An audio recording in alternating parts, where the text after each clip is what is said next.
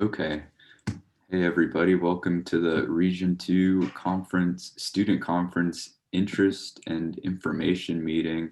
We're going to just quickly go over the different types of competitions you can enter and what it might look like to participate either virtually or in person, because we don't really know which it is yet. So right now, the conference is going to be April 8th through 9th at the University of Alabama, which is where it was supposed to be last year. And who knows if it's online, maybe they make it more than 2 days, because that's what they've been doing with some of the other like full AIAA events. But you can see right there that the abstracts are due the 23rd and the papers are due the 8th, and we'll get into more of those details later. And we'll also get more into the cost and what's included later as well. So pretty much what goes on at a conference, the main thing is competing with the papers, and there's a couple different categories. And if you win, you usually get money. And there's also the opportunity to meet and network with a lot of different students. And then also people from industry are there to also network, including the career fair. And yeah, you just get to meet a lot of AIAA professionals too. And yeah, so there's a list of activities here, and the ones that would be in person, I mean, they're kind of obvious, are in italics because, those are TBD. So, first what we would do is fly or drive to the conference. And then the first day, there's usually like some type of welcome banquet, I guess, the first evening. And then the next morning, the presentations start.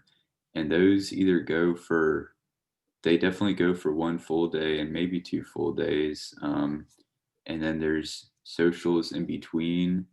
And then usually mixed in with that is the company recruitment and the field trip. And then there's always a banquet at the end where the awards are presented, and lunch throughout.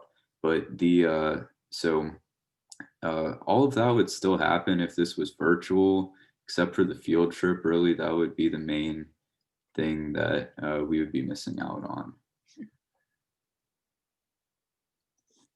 Okay, so if you attend the conference, and this is pretty similar to what it would be virtual too. So you pretty much wake up, and then there's presentations starting in the morning, and then there's lunch, and then there's presentations in the afternoon, and the same thing the next day. And one thing that I know at some of the conferences that have been going on like this fall and in the summer, like aviation and the, I think, propulsion and energy forums, and probably the Ascend, which is like their new space forum. Those all have pretty much followed the same schedule that you would if you were in person too. Um, and then, yeah, throughout, there's the career fair and information tables from companies. And then there's also lots of time to do your homework. So if you're worried about that and that's your reason not to go, it's a bad reason not to go. So, all right. So there was a few of us that were going to go last year, and we actually had one winner from the main paper competition, and he's here right now, and his name's Andrew, and he's going to tell us a little bit about his research and his experience. Yeah, so I guess I'll just kind of go through the questions one by one. In terms of how I got started, I really just kind of talked to Dr. G at the start of my sophomore year. During my freshman year, I'd been helping a PhD student with some experimental setups in the supersonic wind tunnel. And once he kind of got his degree and graduated, I was looking for something else to do. And I was in Dr. G's MAE 251 class at the time, which everyone takes as a sophomore. And he talked about his research in class, and it sounded interesting. So I went to office hours and talked to him. And basically, he set me up with one of his postdocs, and we were able to find a project that I could work on. As for what the research was about, it's actually based on the thin airfoil theory that you learn in Aero 1 for, I think, probably everyone here's had Aero 1, I think, or will soon. So for the project that we wrote the paper on, we were basically studying the unsteady loading of an airfoil in the wake of a vortex street, like one shed from a bluff body, such as a cylinder, and that's kind of what you see a schematic of in the bottom left there. That's actually just an image I clipped out of the paper. So I wrote a code to model the vortex street based on some wind tunnel data and observations that the research group had from previous work, and then I implemented kind of an unsteady formulation of thin airfoil theory that we used to do simulations. And one time step from such a simulation is the image there in the lower right. As for how it went, like Brian said, it went pretty well. The paper we submitted won the undergraduate category in the region, which was really cool. So they asked me to present it at SciTech, which is in January, and they're going to publish it there too, which is also really cool. So even though the conference was canceled because of COVID, I didn't get to present there in person, but they still judged papers and provided some really good feedback. So that's a great way to kind of get feedback on your technical writing skills and stuff in a less high pressure setting than if you're like trying to submit to a journal or something. In terms of the benefits of preparing a paper, it can be a lot of work, but I thought it was worth it. We managed to get everything done in time, barely. But I learned a lot about technical writing while I was working on the paper, and also about math and aerodynamics, since there were a lot of things kind of involved in the research that I hadn't learned yet, like thin airfoil theory, actually, since we didn't cover that later until later in the semester in Aero 1. Also, writing a paper can be a great way to develop a relationship with a professor. And since writing the paper, I've actually kept working with Dr. G and Vishnu, one of his postdocs. We've basically kept extending and modifying the projects to do some pretty interesting stuff now. And having a relationship with faculty like that can be really great when you need letters of recommendation, or especially if you're interested in grad school. And also, it's worth mentioning that the MAE department and the Office of Undergraduate Research have some research awards and funding and stuff you can apply for as an undergraduate if you're working on this kind of stuff too, which is great if it works out.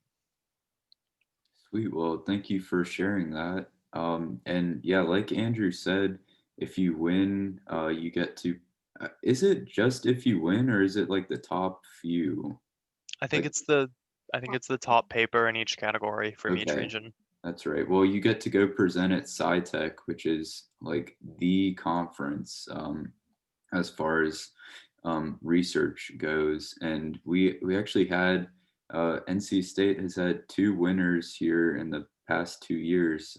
Vishnu graduated last year, and he won that year as well. So he would have presented at SciTech last January 2020. But yeah. Okay, so there's what, six competitions that you can enter a paper in, and I think last year we had people enter in three of them. So yeah, we'll walk through all of those now. Oh, sorry. So the first one is the one Andrew just talked about, and that's the undergraduate research paper. Um, and yeah, so you could do a project similar to Andrew's, working with the professor. Um, there's no reason you can do independent research as well. And you can see there that the deadlines, you have to submit your abstract in late February, and then your actual paper in late March, in early March. and then you have to prepare your presentation pretty much until the conference. Prepare and practice it too before the conference. And then the master's category is pretty much the exact same thing, but just for people who are graduate students and want to present the same type of research. I think you just clicked twice. I did, but then I went Oh, back. you went back? Okay. Yep. So the undergraduate team, this isn't one, and I don't think anybody submitted for the in the graduate category last year either. We were maybe going to do this one last year, but nobody ended up submitting this one. So pretty much the undergraduate team um, is one where you pretty much work on a team to submit your research. There's a different one that would that a team like DBF might do. We'll get to that one. And the interesting thing to note for this one is that I'm pretty sure everybody on your team has to be there when you present, I believe. So yeah. And then the open topic is one that's for freshmen and sophomores, and you can literally write about anything as long as it somehow goes back to aerospace. I did this one last year actually, and I looked into like hybrid and electric planes and what we need to do to get there. And yeah, the deadlines are the same as all of the other um, papers, and you present this one as well. So community outreach is the first one that we've come across here that you don't actually have to submit a paper. So the only deadline is the abstract. And this is something that typically like an AIAA student branch would submit. So we actually submitted for this one last year. And basically you share to the other people at the conference, like what your branch is doing for the community. And yeah, only one entry per branch.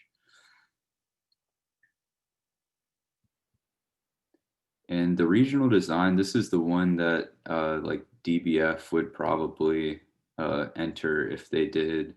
And this one is another one where you don't actually submit a paper. You pretty much submit an abstract. Oh, going back to the community outreach, the abstract's a little bit different because you submit pretty much a one page paper, I guess. But anyways, I would assume that this one is quite similar. You submit one almost page on about your design project, and there's not actually any prizes for this one, but you still get ranked. Is the DBF team planning to submit to regional design this spring?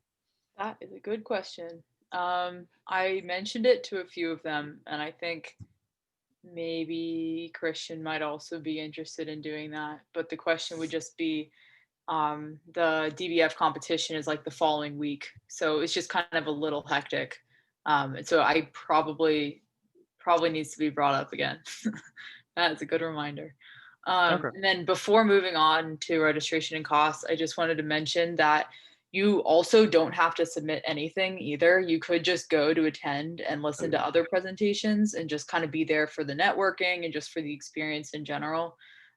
So don't let the different presentation types and research and all that stuff hold you back. Plus, we can always do like a community outreach type thing if we wanted to, just in case you wanted presentation experience. Yeah, that's a great point. And just to point out, I think the conference is sponsored by Lockheed Martin and they don't come to our career fair. So if you're interested in talking to them, going to the conference is probably a pretty good idea. That's actually how we got connected with our Lockheed Martin speaker from the last semester. Fun Mhm. fact. But anyways. Oh, cool. Okay, so the registration and costs. So, this might look a little daunting at first, having to travel down there. The registration fee, $75. Usually it's covered by the our AIAA branch or the department. Um, Occasionally you have to pay it.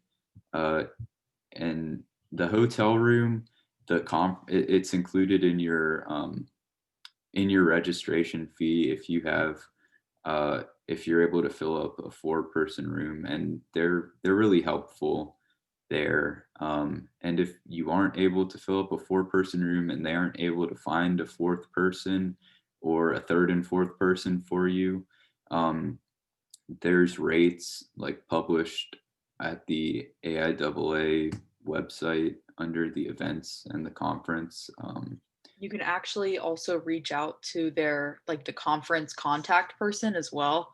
I know at least last year, like I would have been the only girl to go, and she was like, "Well, you shouldn't have to like be penalized for that." So they can put you with like other people from the conference, like that aren't related to NC State as well. Mhm. So even if you didn't want to pay like the $200 fee or whatever it was for like only having two people or anything like that, it can definitely get figured out. Yeah, definitely. Yeah, and just to point something out, because I was submitting a paper and was supposed to present at the conference, the EYE or engineer your experience thing that you have linked there, I actually got them to pay for my airfare. So if you're writing a paper, you should definitely like submit a travel request because chances are they will pay for you to fly there, which is pretty great. Mhm.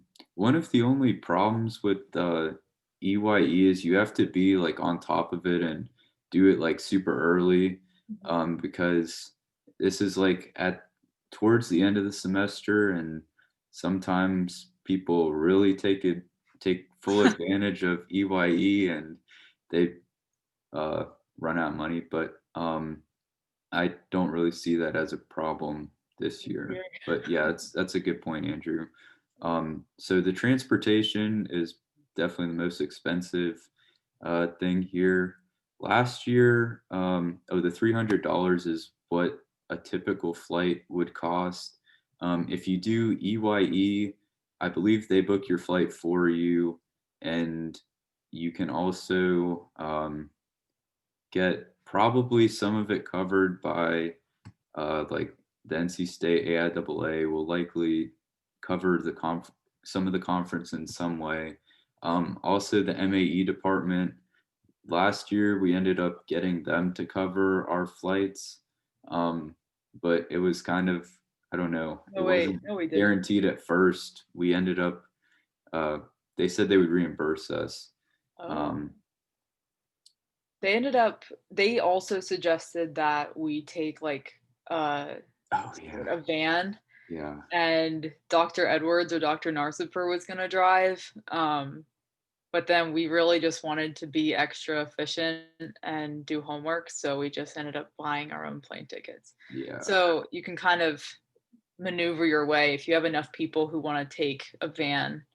The MAE department was definitely They definitely wanted thinking us about to do covering that, that. yeah. We Yeah. kind of put chicken in one though because they said they'd reimburse us. So Yeah. yeah, Did they reimburse you?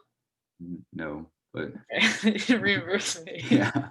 Anyways, so the food is not outside of the banquet and luncheon. So the luncheon, I think, is like one of the first days, and then the banquet is the very last thing where the awards are presented. Otherwise, it's just uh, up to you. And then the field trip for the last couple years has been $10.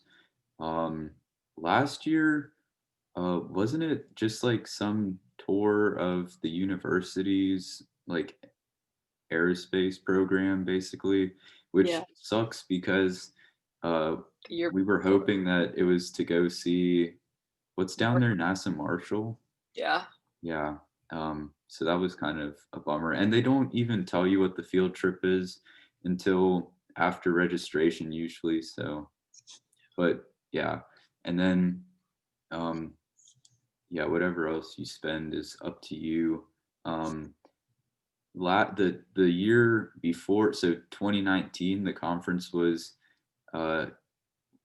it was at Embry-Riddle, which is hosted by Embry-Riddle, which Cocoa Beach. is, yeah, Cocoa Beach near Daytona and the Cape.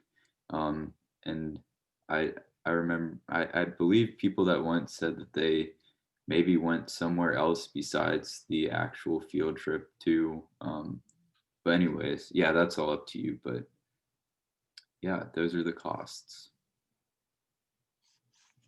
Oh, wait, go back. Missed the most important part. The deadline to register is the Oh, 23rd.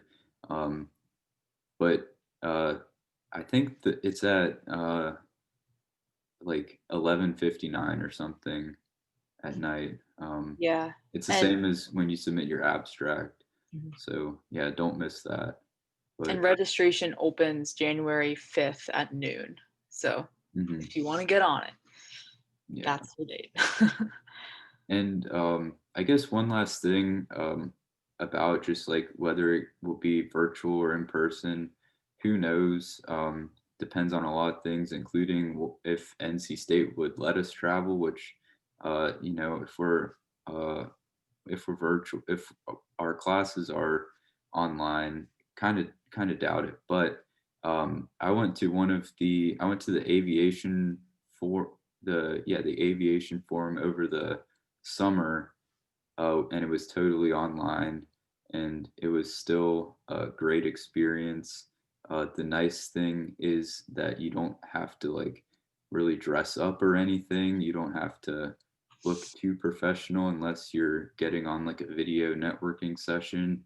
And you can just like roll out of bed and go. So I wouldn't let the virtual deter you guys too much if you're interested in going, but would only go if it's in person.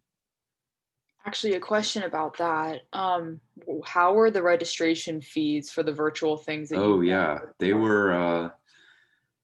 Hmm, I forget what they actually were, but they were significantly reduced, Okay. um, and that's most of why I went, honestly, because it's I think it's like $300 or something um, if it's in person. And I think One it ended up being like 100 or 150 or something. Nice. But Okay. I noticed that on the parent AIAA forums or web page, it seems like for certain conferences they offer um, scholarships. So I don't know if it applies to this particular one, or if they let you choose, but for anybody that's interested, definitely can check out the AIAA.com main page and see what opportunities they have available for funding if that interests you. yeah, that's a good point. Yeah, there's really lots of places that can cover the cost of going, so that really is not a good reason to not go either. Mhm. And we'll be happy to help you out if you want to go sometime in the spring or at the start of the spring semester. We'll probably be sending out some type of email and try and gauge who's interested in going, because that's pretty important. Well, more important when we're trying to organize like plane tickets and stuff, but still important in trying to request funding from student government, e-council, trying to figure out um, how much money we can get from them to help you guys out. So yeah, be on the lookout for that, but that's not coming for a while. Um, does anybody else have any questions? Okay, well, I'll stop the recording there.